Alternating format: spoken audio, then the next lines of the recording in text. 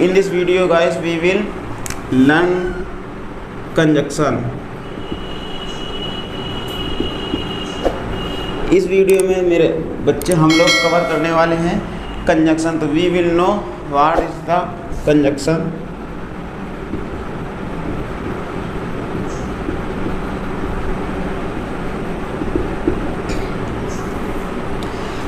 की कंजंक्शंस क्या होते हैं और ये काम कैसे करते हैं. तो first of all we know the work of conjunction.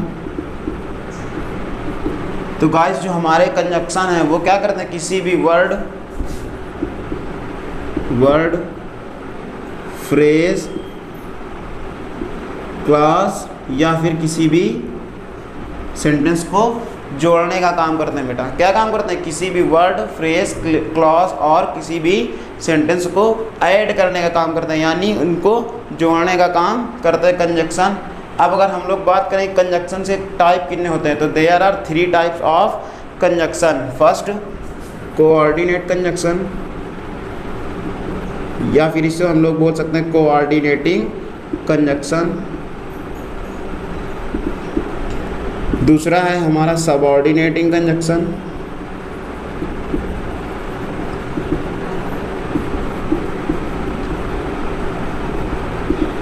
और तीसरा है कोरिलेटिव कंजंक्शन.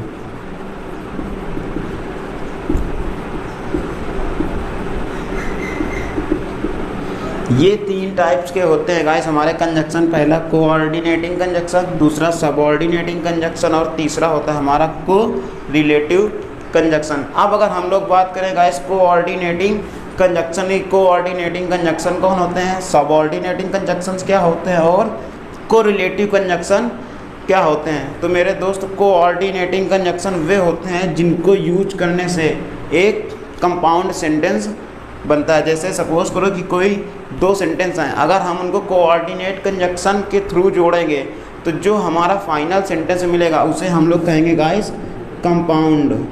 कैसा सेंटेंस, कंपाउंड सेंटेंस. और अगर हम किसी भी सबऑर्डिनेट कंजंक्शन का यूज़ करके 2 सेंटेंस को जोड़ेंगे तो उससे जो हमारा सेंटेंस बनेगा फाइनल वो होगा हमारा कॉम्प्लेक्स सेंटेंस. अब तीसरा है हमारा कोरिलेटिव कंजंक्शन. तो first we learn today coordinate conjunction. तो आज हम लोग बात करने वाले हैं इस वीडियो में कोऑर्डिनेटिंग कंजंक्शन की. तो let's start a video without any delay. अगर आप सभी अगर चैनल पर नए हैं गाइस तो चैनल को सब्सक्राइब कर दें, वीडियो अच्छा लगे तो लाइक करें और शेयर करें ज़्यादा से ज़्यादा तक, और बेल आइकन को भी प्रेस कर दें ताकि हमारे चैनल पर अपलोड होने वाली कोई भी वीडियो आपसे मिस ना हो. तो आज हम जानेंगे कोऑर्डिनेटिंग कंजंक्शन जिनका यूज़ करके हम लोग क्या बनाते हैं, कंपाउंड सेंटेंस. कोऑर्डिनेटिंग कंजंक्शन को याद करने के लिए सिर्फ हमें 2 वर्ड को याद रखना है मेरे दोस्त. कौन कौन से, पहला है फैन और दूसरा बॉयस. कोऑर्डिनेटिंग कंजंक्शन के अंतर्गत सिर्फ और सिर्फ यही 7 प्रकार के कंजंक्शंस आते हैं. कौन, देखो एफ का मतलब होता है मेरे दोस्त फॉर, ए का मतलब होता है एंड, और एन का मतलब होता है नॉर. इसी प्रकार से बी का मतलब बट, ओ से और, वाई से एट, और एस का मतलब होता है सो. ये जो गाइस हमारे कंजंक्शन हैं for and nor but or yet and so, these are coordinating conjunction. अब एक एक करके गाइस हम लोग इनके बारे में जानेंगे. फॉर किस तरीके यूज़ किया जाता है, क्यों यूज़ किया जाता है, and, nor, but or yet and सो, इन सभी को जानेंगे हम लोग. अब आगे गाइस जो हमारा कंजंक्शन है वो है फॉर. फॉर गाइस हम लोग किस लिए यूज़ करते हैं, किसी भी प्रकार के अगर हमको 2 सेंटेंस दिए गए हैं जिनमें हमको दिखाया गया हो रीज़न, कोई भी अगर हमें रीज़न दिखाया गया हो 2 सेंटेंस में, तो उन 2 सेंटेंसों को जोड़ने के लिए हम लोग फॉर कंजंक्शन का यूज़ करते हैं जो कि कोऑर्डिनेटिंग कंजंक्शन होता है। जैसे एग्जाम्पल के तौर पे I asked her to leave, जैसे है I asked her to leave, for I was very tired. For I was very tired.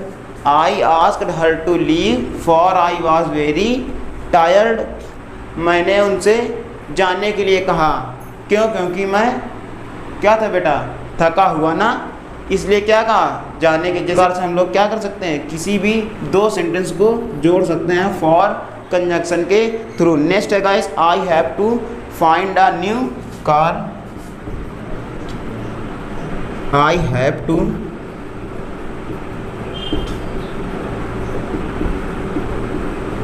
Find a new car, for I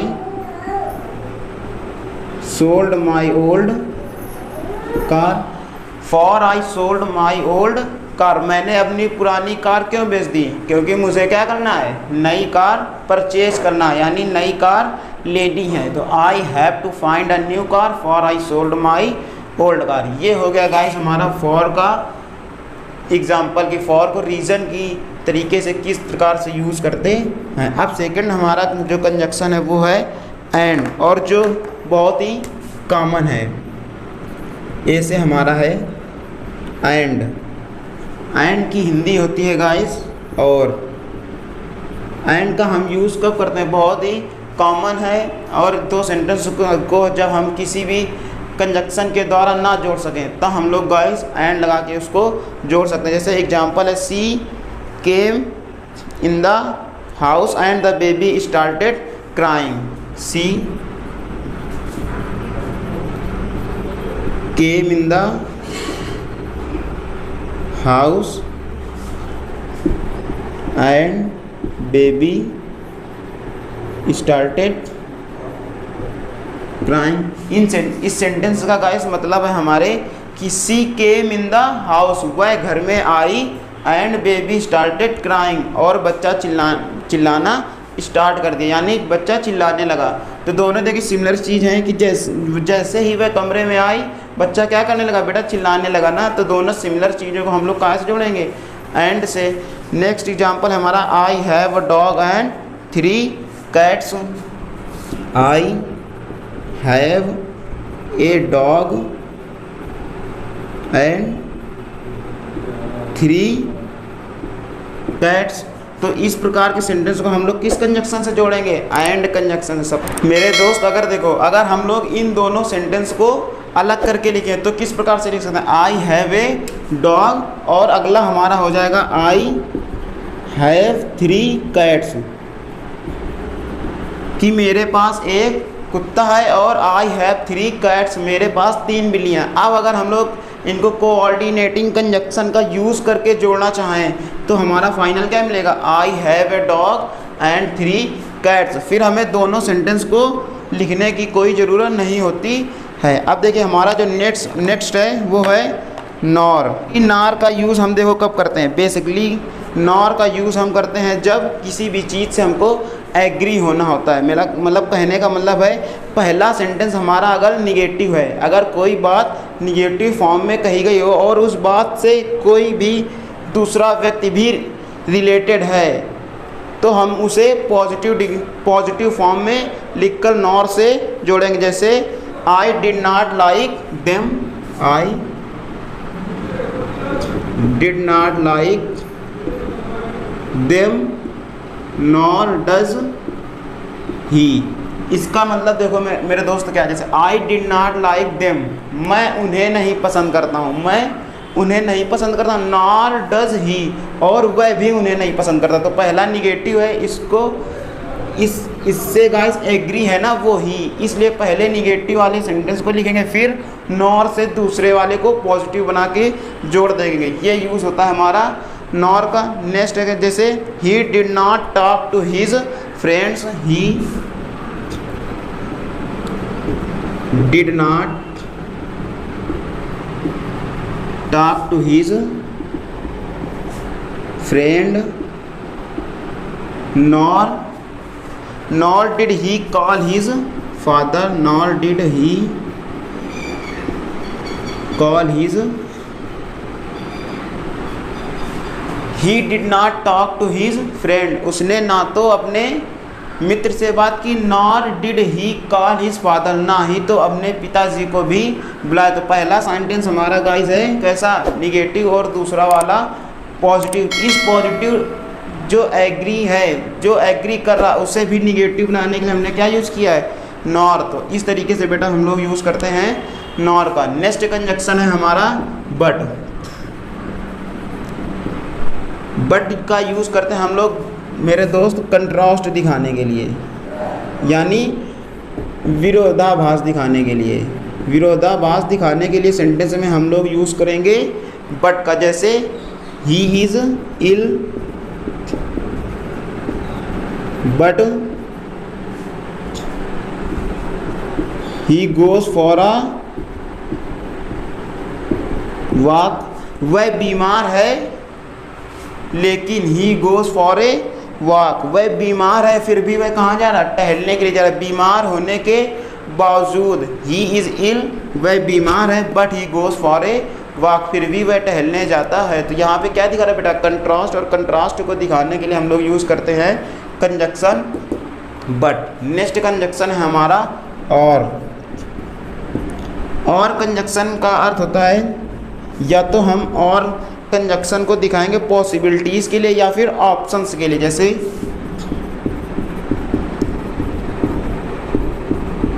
possibilities या फिर ऑप्शन के लिए we use the conjunction.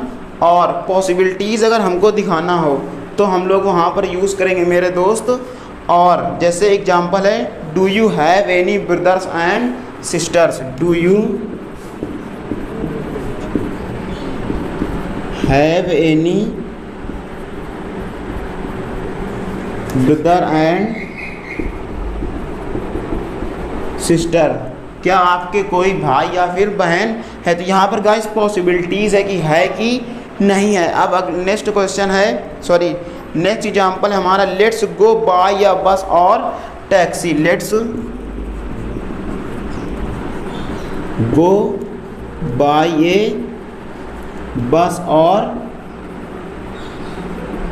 Taxi. यहाँ पे guys क्या है, ऑप्शन की लेट्स गो बाय या बस और टैक्सी, आओ या तो टैक्सी से चलें या फिर बस से। जो ऑप्शन, दो ऑप्शन यहाँ पर अवेलेबल है, या तो टैक्सी से भी वो जा सकता है या फिर मेरे दोस्त किससे जा सकता है, बस से। ये हैं हमारे दो ऑप्शन। अब इसके आगे वाला जो हमारा कंजक्शन है वो है एट। कंजक्शन जो है वो भी मेरे दोस्त क्या दिखाता है, वो भी हमारे दिखाता है कंट्रास्ट, यानी विरोधाभास दिखाने के लिए हम लोग एट का भी यूज़ करते हैं। जैसे I left my home on time, I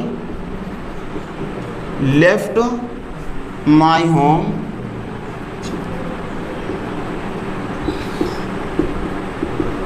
on time, comma yet I reached late. देखो मेरे दोस्त, I left my home on time, मैंने अपना घर समय से छोड़ा, यानी मैं समय से घर से निकला, समय पर घर से निकला। एट फिर भी आई रीच्ड लेट, इसका मतलब होता है फिर भी। क्या बेटा, फिर भी। आई left my home on time, मैं घर से समय पर निकला। एट आई रीच्ड लेट, फिर भी मैं कैसा हो गया बेटा, लेट हो गया, यानी मुझे देर हो गई। या फिर आई रीच्ड लेट, मैं देर से पहुंचा, समय पर घर से निकला फिर भी देर से पहुंचा। तो यहाँ पर क्या विरोधाभास दिखा रहा है ना, तो इसलिए बेटा यूज़ करेंगे हम लोग कंट्रास्ट। नेक्स्ट है guys, John studies hard. John studied hard, comma yet he did not pass the exam, he did not pass the exam. John studied hard, John ने बहुत ही कठिन परिश्रम किया है। या तो वर्कड हार्ड लिखते हैं या फिर स्टडीड हार्ड का मतलब बहुत ज़्यादा उसने पढ़ाई की। Yet he did not pass the exam, फिर भी वह एग्ज़ाम में पास नहीं हुआ। तो फिर यहाँ पर क्या दिखा रहा है मेरे दोस्त, दिखा रहा है विरोधाभास, इस वजह से हम लोग क्या यूज़ करेंगे एट। अब हमारा जो नेक्स्ट एंड लास्ट कंजक्शन है वो है सो का यूज़ गाइस हम लोग करते हैं मेरे दोस्त क्या दिखाने के लिए, रिजल्ट को दिखाने के लिए। अगर कोई भी रिजल्ट हमको दिखाना है तो हम लोग गाइस यूज़ करेंगे सो का। जैसे हमारा एग्जाम्पल है he was sick so he did not go to office. He was sick so he did not go to office. वह बीमार था so he did not go to office, इसलिए वह ऑफिस नहीं गया या फिर दफ्तर नहीं गया। तो यहाँ पर हम क्या कर रहे हैं, रिजल्ट को दिखा रहे हैं। तो इस रिजल्ट को दिखाने के लिए हम लोग कंजक्शन क्या यूज़ करेंगे, सो यूज़ करेंगे गाइस मेरे दोस्त। कंजक्शन हम लोग यूज़ करेंगे so. He was sick so he did not go to office. Next example है she has a job interview. She has a job interview so he needs some clothes. मेरे दोस्त समझो, she has a job interview, उसका क्या है, job interview है। सो इसलिए ही need some cloth, उसे कुछ कपड़ों की ज़रूरत है। जॉब इंटरव्यू है इसलिए उसे क्या ज़रूरत है बेटा, कुछ कपड़ों की। तो इसलिए हम लोग यहाँ पर क्या यूज़ कर रहे हैं, सो। यानी जो सो है वो क्या दिखा रहा, रिजल्ट दिखा रहा गाइस। तो ये हो गए हमारे कोऑर्डिनेटिंग कंजक्शन। और कोऑर्डिनेटिंग कंजक्शन को समझने के लिए हमें सिर्फ 2 वर्ड याद रखना है। यानी कोऑर्डिनेटिंग कंजक्शन अगर हमको याद रखना है मेरे दोस्त, तो हमको सिर्फ और सिर्फ क्या याद रखना है, 2 वर्ड। एक तो फैन, एक दूसरा हमारा है बॉयज़।